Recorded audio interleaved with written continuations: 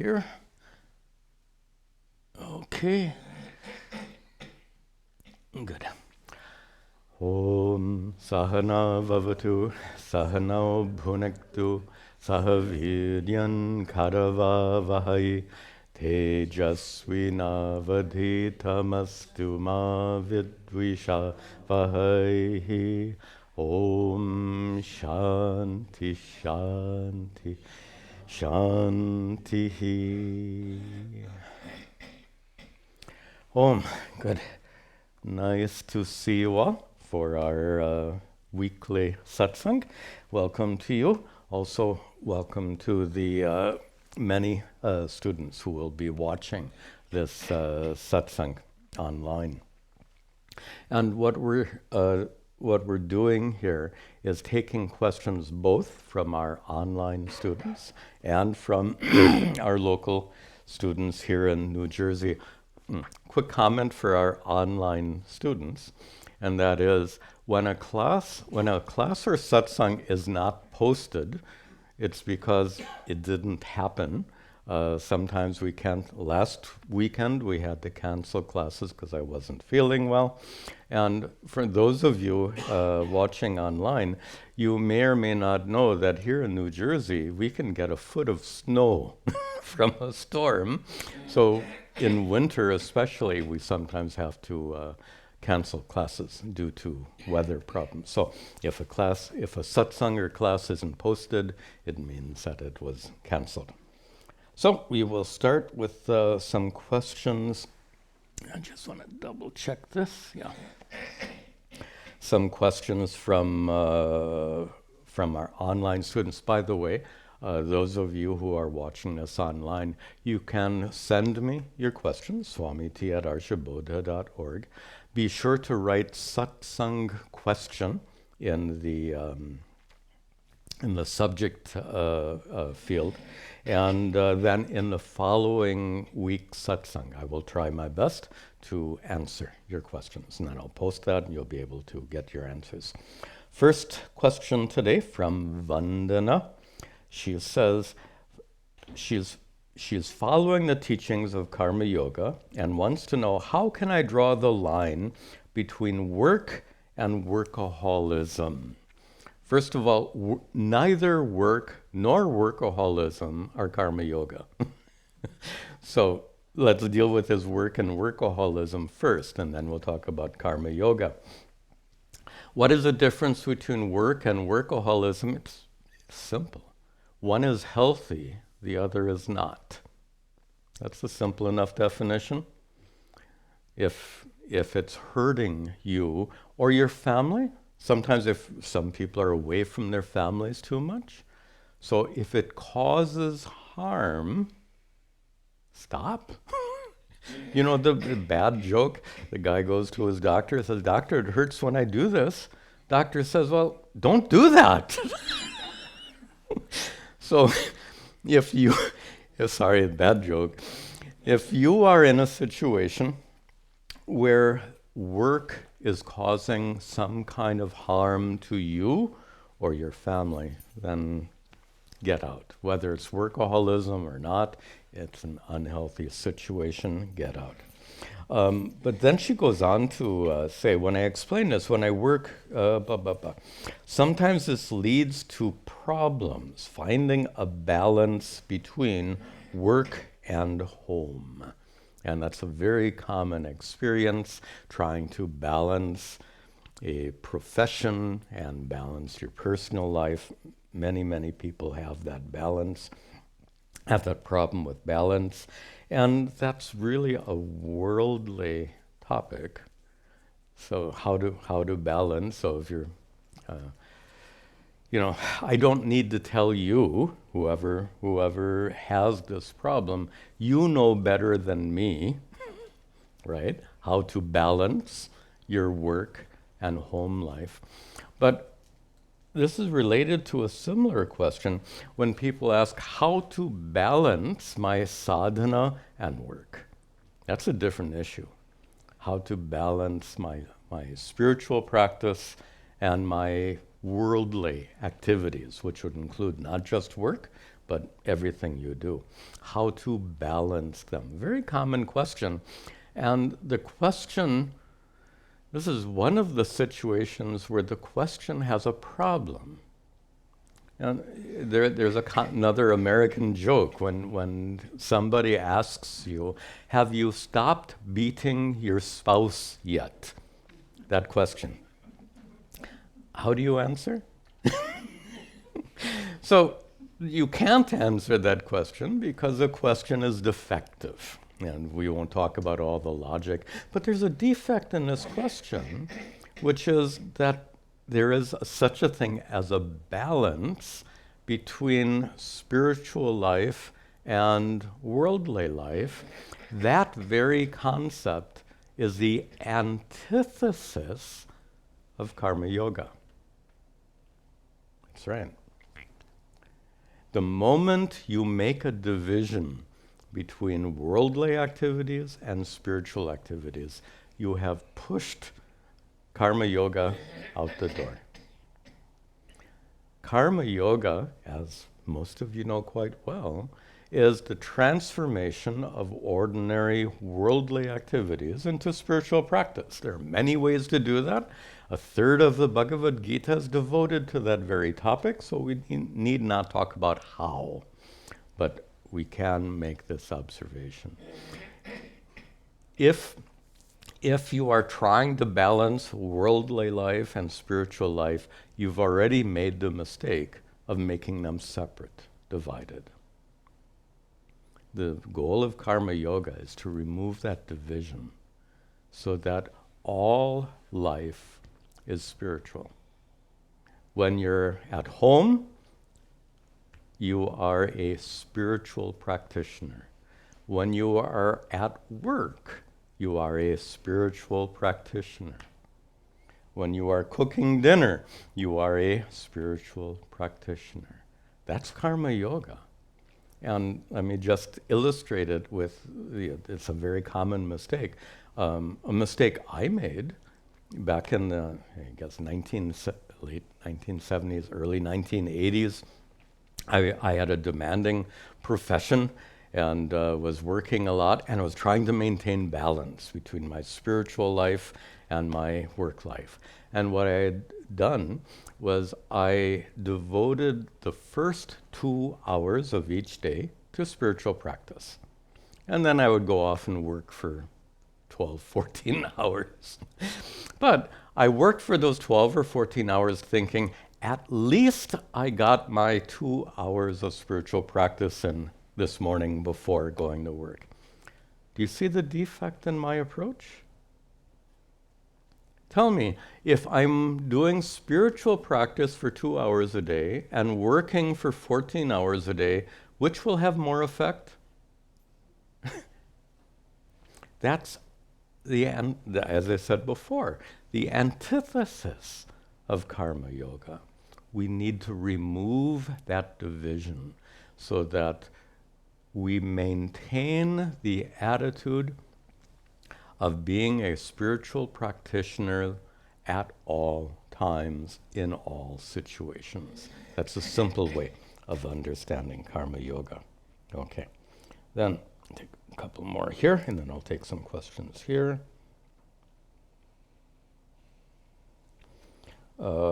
Question from Mahender. Mahender writes, what exactly happens to actions performed after enlightenment? So when an enlightened person acts, do those deeds, first of all, are those deeds driven by raga dvesha? You already know the answer to that. No. But now, do those deeds produce karma-phala? Generally, actions produce karma-phala. Do the actions of an enlightened person produce karma-phala?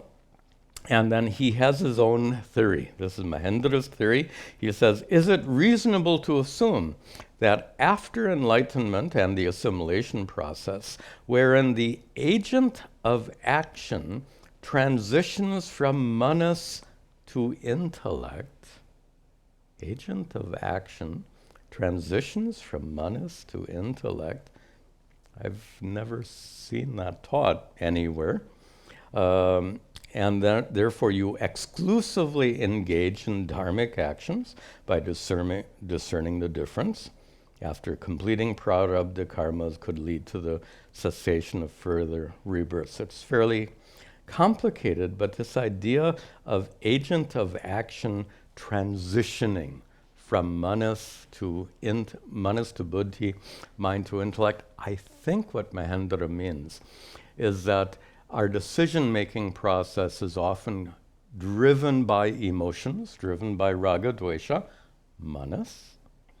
And then when you overcome raga and dvesha, then your decision-making process is no longer based on raga, dvesha, but is based on dharma.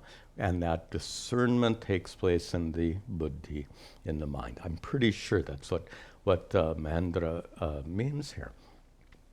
But what happens, he refers to the agent of action, and that, I think he's chosen the wrong word here. So we can say, what happens to the agent of action for an at the time of enlightenment? I think this can be very complicated. Let me put it very simply. If an enlightened person first of all, does an enlightened person continue to act? Well, you see the enlightened person walking, talking, teaching, etc. So at a superficial level, those actions continue. And if each of those actions result in karma-phala, wouldn't that imply rebirth, right? This is part of Mahendra's question. And it doesn't work like that. When you see the enlightened person acting, that's what it looks like to you. From the enlightened person's perspective, there's no action. No action done by me, the enlightened person. I think in yesterday's class, I gave the example in the middle of our Uddhava Gita class. I said, I'm not teaching. And I meant that quite seriously, because who I am is the consciousness that reveals the mental activities behind the process of teaching. The process of teaching is a matter of mind and body, at least the mouth, etc., maybe hands also, gestures. But consciousness doesn't teach. Consciousness doesn't act. And that's the vision of an enlightened person. So then, here's the issue. If no one is acting, who will receive the karma-phala? Karma-phala, the results of an action, go to whoever does the action. So, decades ago, a student of my guru was driving him to a program. And he says, and my guru says, we're late, speed up. So, so he drives faster and sure enough gets a ticket. So now the question is, who should get the ticket? Of course, the policeman is going to give the driver the ticket. But here's a different take in that. Some of you know that there are now driverless cars being experimented with in several cities in this country. I don't know about overseas. In, I think, San Francisco, maybe some couple of cities in this country. They're like taxis. So you go online, you order the taxi, and without a driver, it arrives at your front door. You get in, you've already programmed where you want to go, and it drives you where you want to go. So now the new problem is when that driverless car breaks a traffic law, the policeman sees the driverless car breaking the traffic law, pulls it over. By the way, the cars are smart enough that if there's a red light behind or blue light behind, they pull over. Yeah, they're very cleverly programmed. By the way, these people are, this is a complete side issue, people are worried about these driverless cars. It's already been established that they're much, much more safe than you are. Not you as an individual, but compared to people. On the average, people make lots of mistakes and cause lots of accidents. These driverless cars are not perfect. Absolutely not. But they're better than you on the average. You as an individual, you might be a really careful driver, but you on the average are not as careful as these driverless cars. Anyway, the driverless car makes a mistake. Police car pulls behind, pulls it over, walks up to the door, sees it's driverless. What will the policeman do? Can he write a ticket? You can't even write it. You can't even the policeman who pulled over my guru being driven. The policeman couldn't give the ticket to my guru. In the same way, you can't give a ticket to the company whose car it is. It doesn't work like that. You give a ticket to the driver. If there's no driver, there's no ticket. And that metaphorically describes the actions of an enlightened person.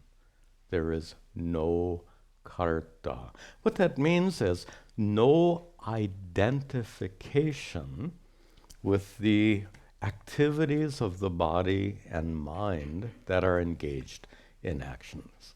This is the point. Okay, let's see. Another one here.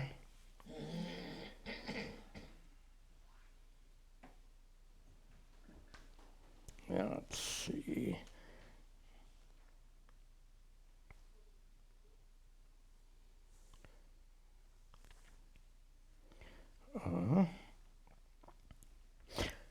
This is from Chaitanya, who lives in Fremont, California. He asks, why pray for sukha when we pray sarve bhavantu sukhinaha? Sarve, all people, bhavantu, may they be sukhinaha, endowed with happiness. May all people be happy. Why pray for that when the teachings of Vedanta, ask us to accept that both are inevitable. Sukha and dukha are both inevitable, which is correct. You are born with, every human being is born with both good and bad karmas. No one is born only with good karmas. No one is born only with bad karmas. To be born only with good karmas, we say that is a life in swarga. That's our definition, actually, of heaven, is a life in which you have only good karmas driving your life. And conversely, naraka, hell, is a life in which you have only bad karmas. And a life of happiness is swarga. A life of pure suffering is naraka, hell. Obviously, where we live is neither. We don't have perfect happiness, nor do we have perfect suffering. Someplace in the middle, we are born with a combination of good and bad karmas. On the other hand, when through our actions we can invoke Ishvara's blessings, that's one way of putting it, is our good deeds, including praying for the happiness of all, our good deeds, from one perspective we can say, invoke Ishvara's blessings. From another perspective, that good deed is a karma which will bear its own adrishtapala, its own blessings in the future. Why should we not do that? According to the doctrine of karma, and this question can only be answered from the perspective of the doctrine of karma. Why should we pray at all if we understand that our lives are, actually we'll broaden this out, Why should, if our karmas were fixed at birth, why should we pray? In fact, why should we do good deeds if our karmas are fixed at birth? Expanding on this question. The answer, of course, is that the doctrine of karma is not a doctrine of predestination. We've had this discussion on several occasions. So yes, you're born with good karmas that will lead to good events in your life. Yes, you are born with bad karmas, which will cause suffering in your life. But you can still choose to do good or bad actions during your life. What about during your life? We're talking about what happened, what the leftovers, so to speak, from past lives. What about this life? You can perform good deeds in this life, which will bear fruit perhaps later in this life itself, and certainly in future lives, and therefore improve the quality of your life. Remove suffering, make your life more congenial, so to speak. Similarly, if you perform harmful deeds during this lifetime, you can suffer the consequences in this lifetime itself. Who says it's only in the next lifetime? It's not. Both. If you commit harmful deeds, you will suffer the consequences twice, here and later. So the answer to the question, why should we pray, why should we do good deeds according to the doctrine of karma, they have an effect on this life. Okay, let's take some questions from our local students. Yes, please. As a young man many decades ago, I was attracted to Vedanta because I thought it would show me the truth, the secret of the universe. From what you tell us, you tell Vedanta really tells you how to relieve suffering. Right. Is that a consolation prize of what I got into, rather than finding the truth, I've been given how to relieve the suffering, or is that a wrong question to ask to begin with? Okay. So you said that you came to Vedanta in your quest for truth. The quest for truth is a philosophical orientation, right? Your goal is truth. If your goal is truth, that is a perspective of philosophy. Vedanta is not a philosophy, as we've discussed before. Philosophy, we can say, is a quest for knowledge, a quest for truth. Vedanta is, on the other hand, a solution to the problem of suffering. Now, what's interesting about this situation, so you came to Vedanta for truth, and what you got instead is arguably something far better. There's a term in Sanskrit for this, samvadi brahma. Brahma means a mistake.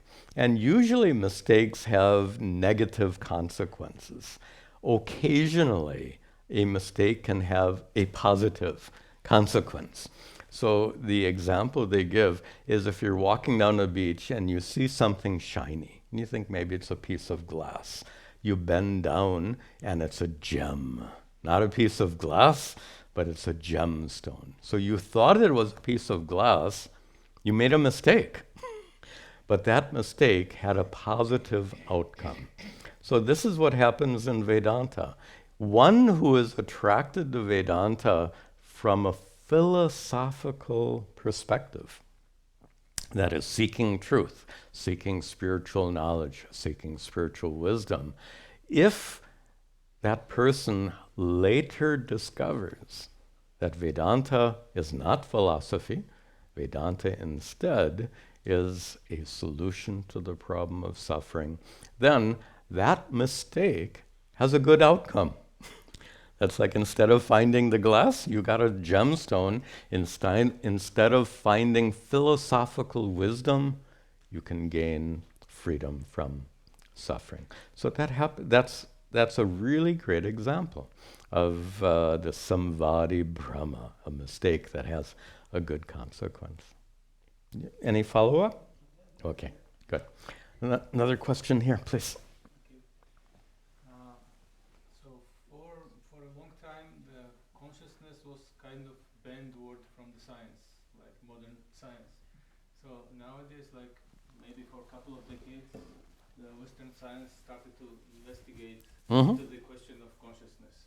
But there are like over 20 theories what is consciousness, and most of them are like physicalist, right? The brain is generating the consciousness. Yes, yes. So how do you think, why is this such a big gap between modern science and the Vedantic perspective? Okay, very good. I think maybe our online students couldn't hear the question, so let me restate it. I think maybe we need a microphone here we'll use in the future. We'll try that. The question is this. Science until the last few decades has pretty much ignored consciousness. But in the last few decades, there's been a radical change both in neuroscience and what's called philosophy of mind in these two fields, in the field of neuroscience and in the field called philosophy of mind. There's a lot of inquiry now into what is consciousness. And you mentioned nicely, there are probably 20 theories, maybe more, where scientists are trying to explain what is consciousness, and their theories are all over the place. I'll just give you a couple of examples. One theory is this is Dennett, these people. Your experience of being a conscious being is illusory. How's that? It feels like you're conscious, but you're not. It's some kind of illusion. Believe it or not, this is a mainstream scientific answer. Many scientists want to establish that what we call consciousness is biological or quantum activity. And I say biological or quantum because most scientists understand that mere biology doesn't seem to be able to give rise to consciousness. So now they're trying to go further beyond biology and find some physical basis for the existence of consciousness. A minority of scientists, like this David Chalmers, famous philosopher, accept the fact that there is such a thing as consciousness. You can't deny the existence of consciousness, but he thinks, and many others think, that consciousness is part of creation. Everything that exists has consciousness. So far it sounds like Vedanta, except watch. It means that a little atom has a little bit of consciousness, a larger molecule has a little more, a larger cell has even more, and guess what? In your brain are 100 billion neuron cells. And the modern theory is the combined consciousness of all those cells gives rise to human experience of consciousness. Only problem is they have no way of explaining how consciousness of one cell and consciousness of another cell can communicate. They admit they have this theory, but they admit that the theory is defective. Anyway, it's a huge field, a lot of activity going on, and scientists are, this is my interpretation, scientists are thrashing about trying to understand what is consciousness because they are using principles of science to investigate what is consciousness. Now, what is science? Science is based on observation, right? The scientific method begins with observation. You observe at the beginning when you make the hypothesis. You observe at the end when you prove your hypothesis. So observation is central to science. There's no science without observation. And then science uses various tools to study everything. So now we have powerful telescopes and space telescopes looking out into the cosmos. We have powerful microscopes and electron microscopes looking at the micro world.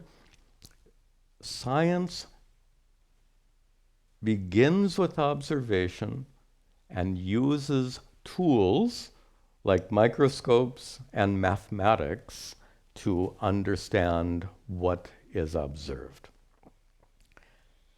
The approach of Vedanta could not be more different. And actually, let me show you the defect of that scientific orientation. The basic defect is this: science studies the observed. Consciousness is the observer. Huh? That's it. The orientation of science is outwards into the observed. Consciousness is not something out there that you can observe. Consciousness is, and they're starting to figure out, consciousness is what they like the word subjectivity. One famous philosopher, Nagel, says, "What does it feel like to be a bat?" It feels like something to be a bat. That is subjectivity. That bat has some kind of conscious experience. The bat has the experience of feeling like a bat. That subjectivity can be known only to the bat. How do you know what it feels like to be a bat? By studying bats, will we ever know what it feels like to be a bat? This is Nagel's argument. So, the basic problem with scientific orientation is it's focused on observation, external observation, and that process of observation takes you to the observed and not to the observer. The essence of the observer is consciousness. So the basic orientation of science is switched around in the wrong direction. I've given the example before. Imagine a scientist looking through the lens of a microscope. You ask, what are you looking for? I'm looking for consciousness. All right? It sounds a little odd, but imagine. And of course, if you know a little bit of Vedanta, then you would probably tell the scientist, you're looking in the wrong direction. Consciousness is on the other side of the lens. So this, in my opinion, is why science is thrashing about, coming up with amazing theories, most of which are quite strange. And there's another theory. Because of the amount of intelligence, this is integrated intelligence theory, because of the amount of information stored in your head, all of that combined information gives rise to consciousness. If you ask how, there's no answer. You just say that's what we observe. Wherever there's lots of information, there's consciousness. Correlation doesn't prove anything, but anyway, that's the theory. So science will continue to come up with theory after theory, but if those theories are based on science, they will fail because they've taken the perspective of observing that which is observed, that which is observable. Consciousness is not observed. Consciousness is not the observable. Consciousness belongs to the observer. Now, just to finish this off, there are a handful of scientists who don't practice science. There are a handful of scientists who may study some Vedanta. And if they introduce those Vedantic teachings into their research, they may come to learn something about the nature of consciousness. But whatever they discover will not be based on scientific research, but instead will be based on the non-scientific teachings of Advaita Vedanta that they may study. Okay, let me take a few more online questions. How about here?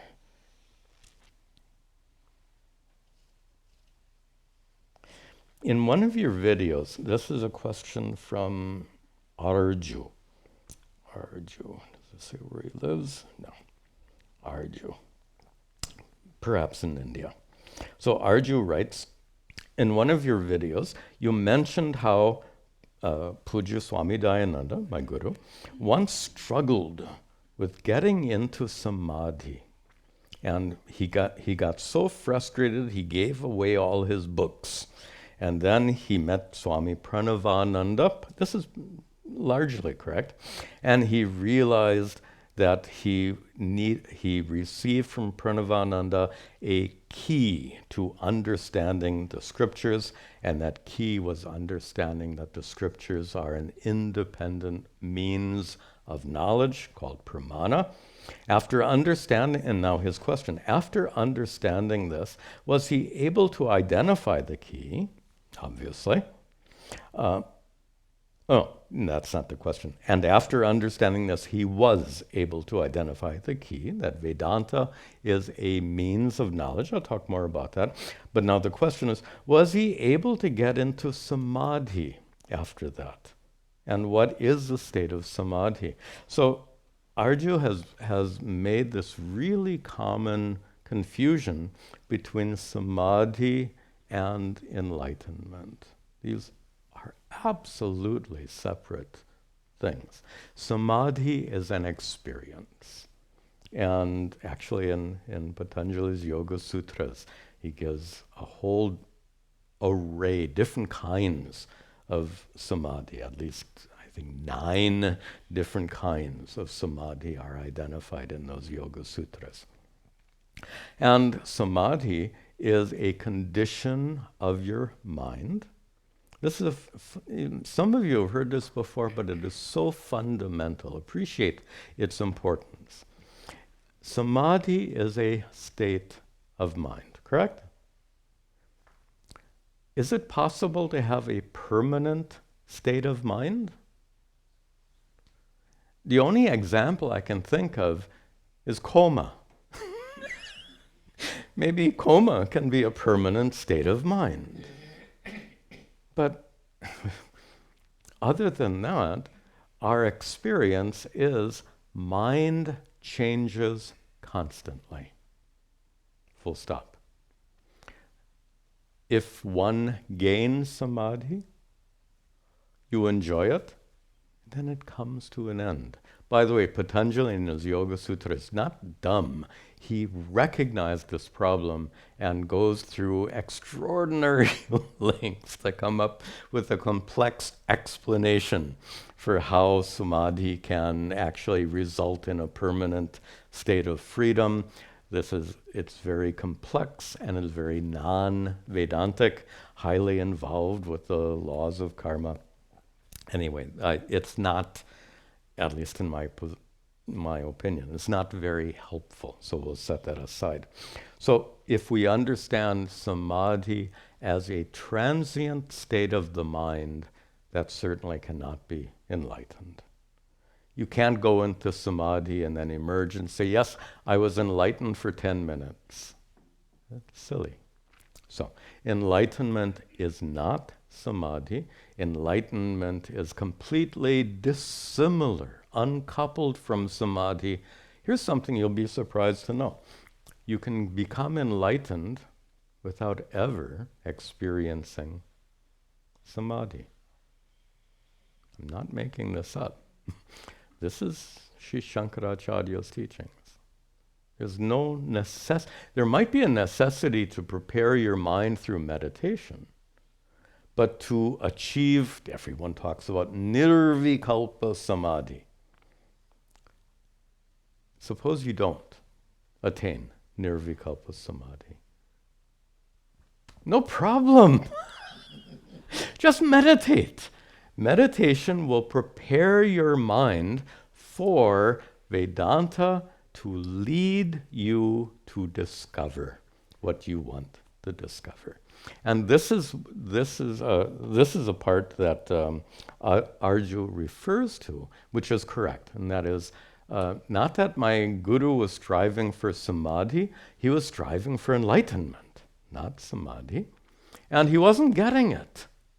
He was studying more and more and more scriptures, and nothing was happening. Then, as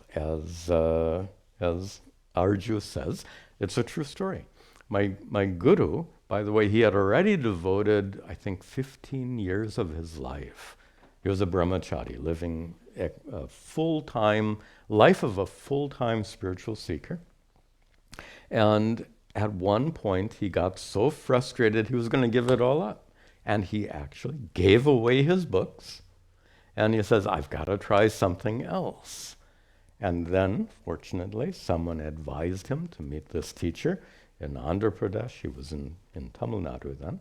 So he goes to Andhra, and he meets the Swami Pranavananda, and he gets what he considers to be like the missing key that unlocks the scriptures.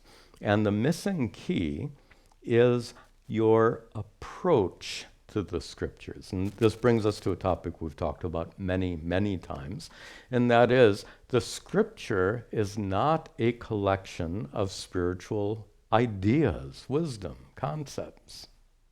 It's by studying the scriptures, you've heard me say this before, if all you're doing is studying the scriptures, you're wasting your time, because the subject matter that counts is not the scriptures, but your true nature, and removing the ignorance which seems to prevent you from understanding your true nature. So here the key is this. The key, as Arju correctly said, the key is understanding that Vedanta is a pramana. What is a pramana is complicated. If we get started with that, it'll be an hour, honestly. So let's find, there's a metaphor that might be much more easy to comprehend.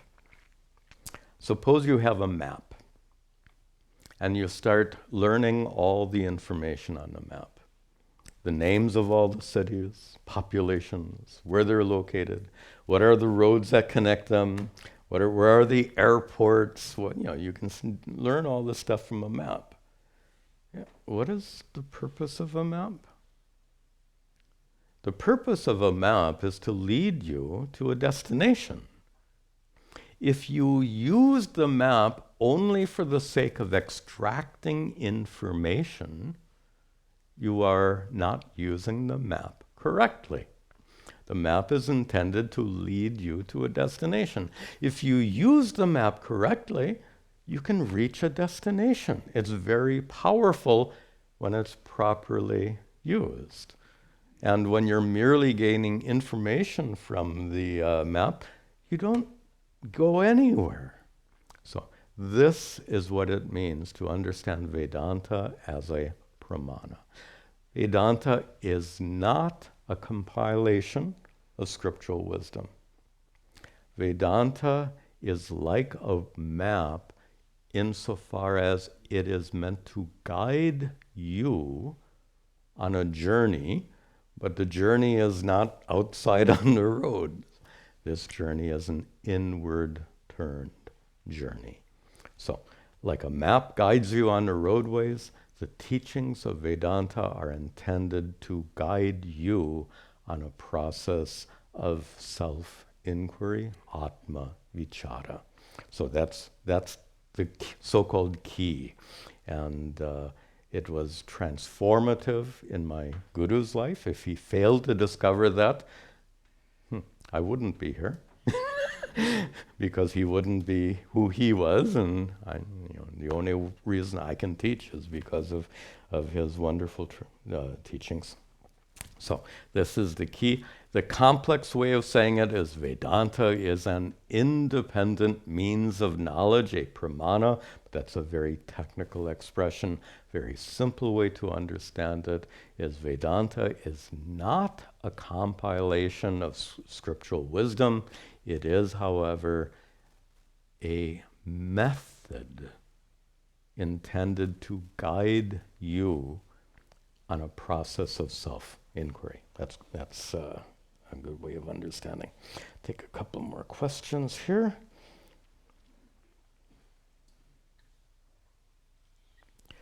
Okay, this is from Jivan Kumar, who lives in West Bengal. Question: if knowledge can only, if only, I'm going to have to make this clear. Shankara teaches jnanameva mokshaha, that knowledge alone leads to enlightenment. And knowledge, not any kind of knowledge, but specifically knowledge of your true nature. Knowledge of Satchitananda Atma being the same as Satyam Jnanam Anantam Brahma, to use the words of our scriptures. So it says, if knowledge alone can bring self-realization, enlightenment, then how can those practicing other traditions like yoga, meditation, and bhakti, how can they gain enlightenment? And he refers to his wife performing Kundalini yoga and meditating a lot. Okay, we've had this discussion before. Let's understand. Jnanam eva moksha. If the problem, the solution has to fit the problem, right? What is the problem? Your true nature is already Satchitananda Atma. To use simple terms, your true nature is already divine. That inner divinity is already the essence of who you are. So you don't become it, you are it. You already are. And that's so obvious from Mahavakyas like Tat Tvamasi. It says you are that. It doesn't use a future tense verb. It doesn't say you will become that. You already are that which you want to be. You already have that which you want to possess. These are my Guru's words. Very lovely. So then, jnanameva moksha. If the problem is, my Guru had a nice word for it, he called it self-non-recognition. Failure to recognize your true inner nature as Satchitananda Atma, failure to recognize that inner divinity. So if the problem is self-non-recognition, will meditation remove that particular kind of ignorance? Now this is interesting. If you're meditating, your meditation is based on the knowledge you currently have. Or, more sarcastically, your meditation is based on the ignorance you already have. So if you are not yet enlightened and you're meditating, don't you think that your ignorance will affect your meditation? You're not yet enlightened. So meditation in and of itself cannot reveal your true nature as Satchitananda Atma. Bhakti, devotion, on itself cannot reveal your true nature as Satchitananda Atma. But on the other hand, and it's important to put this in right now, without meditation and without devotion, without karma yoga, and without a whole lot of other spiritual practices, you'll find that the knowledge Shankara is referring to will escape your grasp. That's the relationship. Knowledge removes ignorance and leads to enlightenment, but how to gain that knowledge? That knowledge will be inaccessible unless you practice meditation, bhakti, karma yoga, and other practices. Okay. This is from Daniel, who lives in Philippines. He says, how can I confirm that I know that I am Atma, the witness? And how can I know that I'm not confused or imagining things? It's easy to be confused about things that are far away. If you see on the horizon a little figure, you can't make out what is that figure. Or a common expression in commentaries on Vedanta texts is in a field, if you see a figure, you're not sure if it's a tree stump or a thief. And you might become fearful, thinking it's a thief when it's only a tree stump. That which is far away from you is subject to misinterpretation. That obviously then that which is closer to you should be easier to ascertain. This is just a principle. That which is remote is hard to know clearly. That which is proximate, that which is near, is easier to know clearly. And here in Advaita Vedanta, we understand that Atma is not near, Atma is you. There is zero distance between you and Atma, which means there's no distance whatsoever. There's no possibility of misunderstanding. And let me make that a little bit more clear. Your true nature is consciousness. You are let me try it this way. You are a conscious being. Can anyone argue with that?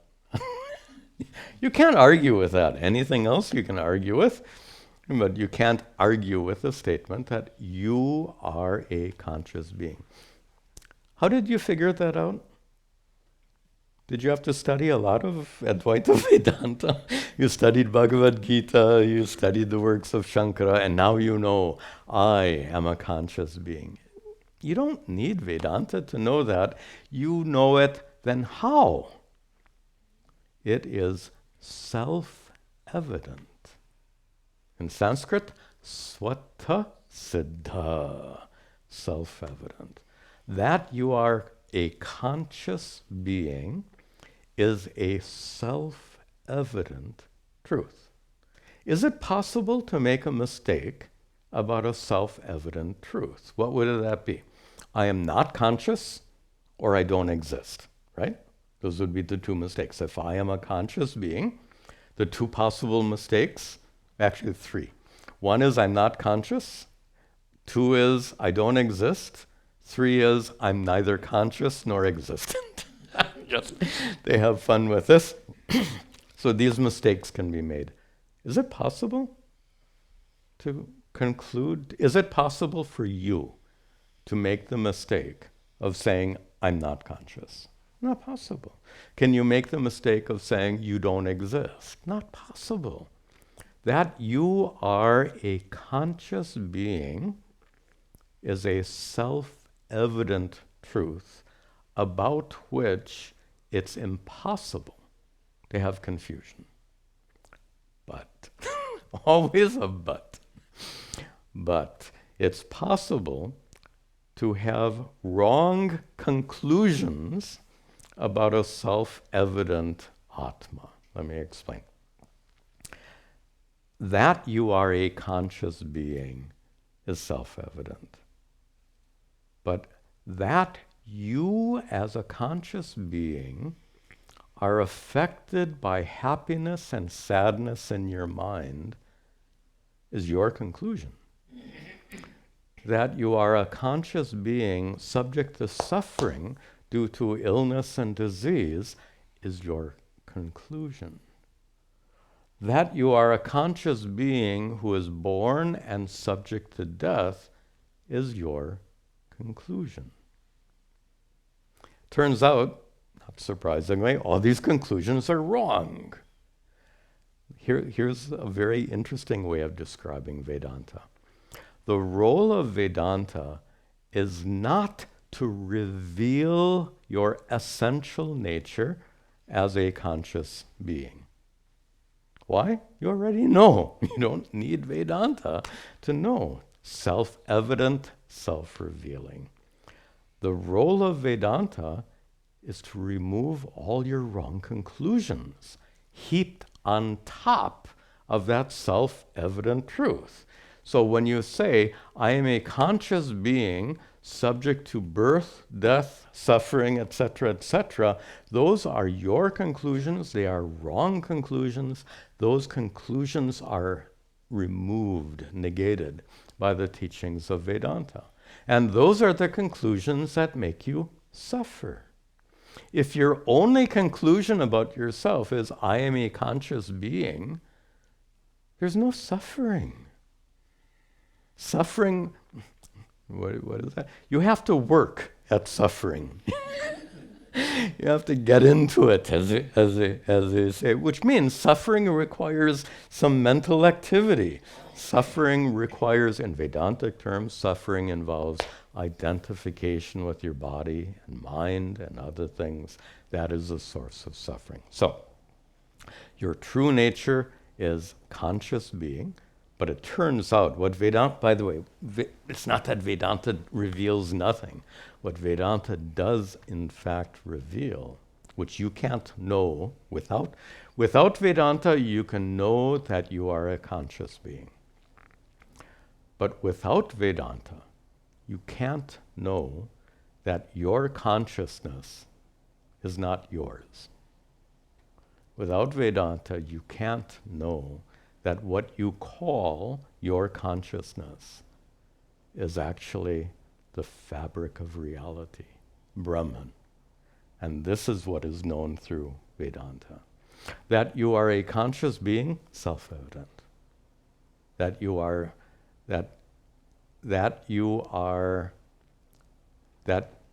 consciousness is not yours, but instead consciousness is identical to Brahman. One of the Mahavakyas is Prajnanam Brahma.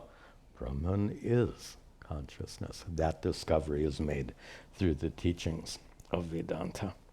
Okay, let's take another question here. Yes, please. So we say that consciousness is our real nature and all our thoughts are known to us. The consciousness reveals the thoughts to you, right? What does that you refer to there? Consciousness. So the question is, consciousness reveals what's happening in your mind, reveals it to you. And then your question was, who is that you? And it's a good question. And it's a question that comes from an incorrect application of a metaphor. Let me explain. We use many metaphors in Vedanta. Like the metaphor we say consciousness is like light.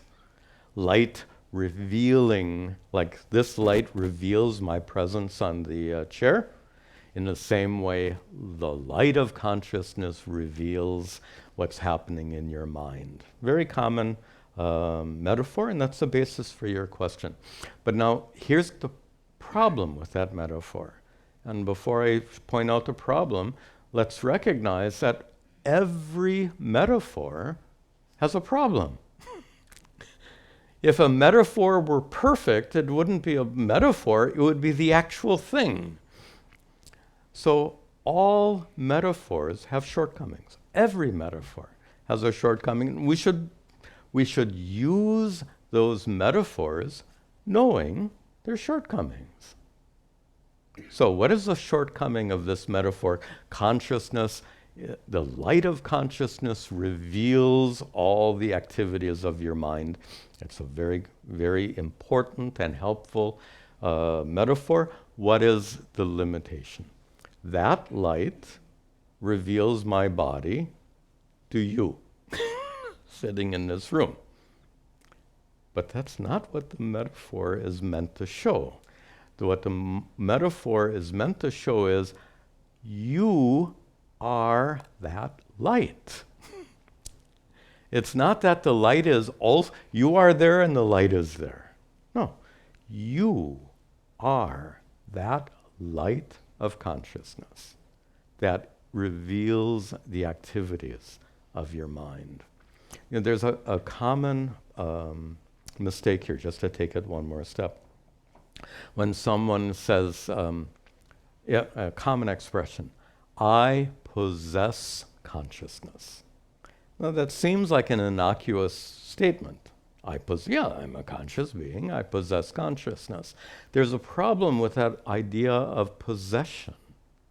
That which you possess is something you can be deprived of, right? That's our definition of possession. I have a pot, I can be deprived of the pot. I have a body, I can be deprived of the body. In deep sleep, you don't have a body.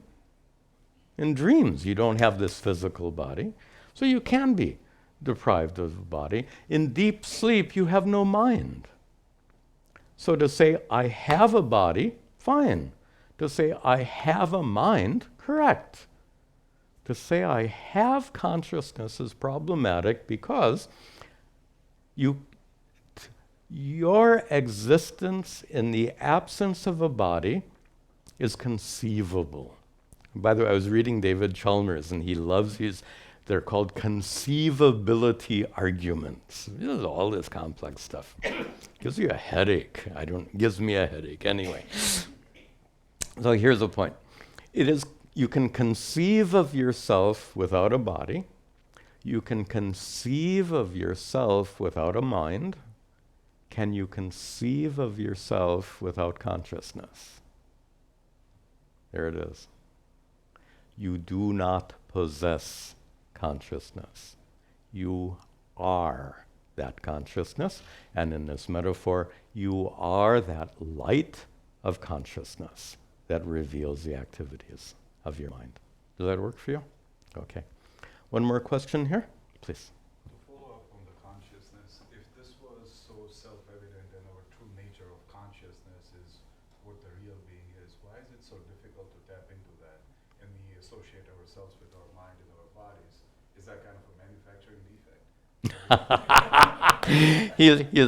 If you didn't hear this, so if our true nature is self-evident, then why aren't we always connected to that self-evident truth? Is it some kind of manufacturing defect? I like that. And this is the human situation. And that is, we are all born ignorant. What to do? We're born without knowing that our true nature is Satchitananda Atma. By the way, conscious being is not the whole thing. I said conscious being is the self-evident part. You don't need Vedanta to know you are a conscious being. But to know that your consciousness is utterly unaffected by whatever happens in your body and mind, that's not self-evident. In fact, the opposite seems to be self-evident. It feels like everything that happens in our bodies and minds affects us. It feels like that, but it's wrong. Vedanta removes that ignorance of our true nature. So even though that you are a conscious being is self-evident, you identify yourself with your body and mind, and therefore become subject to suffering. If you could identify yourself if you could say, I am a conscious being, utterly independent of this body and mind, hey, that's Vedanta. But that's not self-evident, right? That you are a conscious being is self-evident, but that your consciousness is utterly independent of the body and mind is not self-evident. We are born with ignorance. We have to discover that. Let's just take one or two more questions from our online students, and then we'll conclude. In Shankara's, this is from Vishaka. She asks, I think it's a she, asks, in Shankara's Nirvana Shatakam, what is the meaning of chit? Mano buddhyahankara chitthaani naaham. Well, like any language, we have to, there's a lot of words used, and a lot of words that sound similar, like chit and chitta, which are completely different. By the way, just because there's a joke that grammarians like to say, that you better be careful about your understanding of words and your pronunciation, because you can make mistakes. Like sakrit means once, shakrit means feces. You don't want to confuse those words, sakrit and shakrit. Difference between sa and sha, not much difference. And in some vernacular languages, if you're Tamilian, you don't care about those differences anyway. That's why you talk about Siva. I pray to Lord Siva. Anyway. So we need, like any language, we have to be a little bit cautious, a little bit careful. Chitta means mind. In general, in some contexts, it can mean memory, but usually, every word depends on context. So in most contexts, chitta means mind. In a few contexts, it means specifically the part of your mind known as memory. As opposed to and that's the word that Shankara uses here. Mano buddhyahankara chitthaani naaham. Na aham. I am not. The manas, mind, buddhi, intellect, ahankara, ego, chitta, nor the mind. I am chitthaani, or maybe here, because he's already got manas. So there may be chitthaani, memories. We'll take it as memories here. But different from the word chit, as in Satchitananda, chit and chitta. In fact, in our class earlier, we had that word chit. Chittaha, it comes in a genitive case. So chit means consciousness. Chaitanya, jnanam, jnapti, all these words can mean consciousness. Chit means consciousness. Okay. One more. This is from Soundarya, who lives in Italy. That's nice. Soundarya lives in Italy. I think it's a she. She asks, why did purusha separate from prakriti? With these why questions.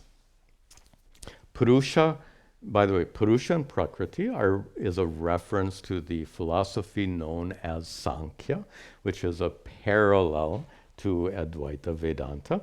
But Advaita Vedanta adopts some of the teachings of Sankhya, so we use some of their terminology. What they call purusha, we call consciousness. And what they call prakriti, we call prakriti. No problem. Prakriti means nature. Of course, we understand prakriti a little differently than they do. And the way they understand purusha is different from the way we understand consciousness. So it's, at a technical level, at a scholarly level, it's a little complex, but this question is not a scholarly question. Why? And I'll rephrase the question now. Why did purusha separate from prakriti? Why is consciousness separate from matter? This also is something that our scientist friends struggle with. Why is consciousness separate from matter? In fact, a good question these scientists ask is, why is there consciousness at all? Why? Look at this. You can have a powerful computer that has no self-awareness, no consciousness. Then why do we have consciousness? Our brains are like supercomputers in some ways. So if we compare our body, if we compare our brains to supercomputers, if a supercomputer has no consciousness, no self-awareness, why do we have consciousness? And this is another problem with the question. Why is a question with regard to cause and effect. Why did this happen? Why did this turn into this? Why is this like this? Why is this not like that? It really, the moment we ask why, we are in the realm of cause and effect. Cause and effect is the realm in which we live. We live with laws of nature. One of those laws is cause and effect. In fact, the teachings of karma are an extension of the laws of cause and effect.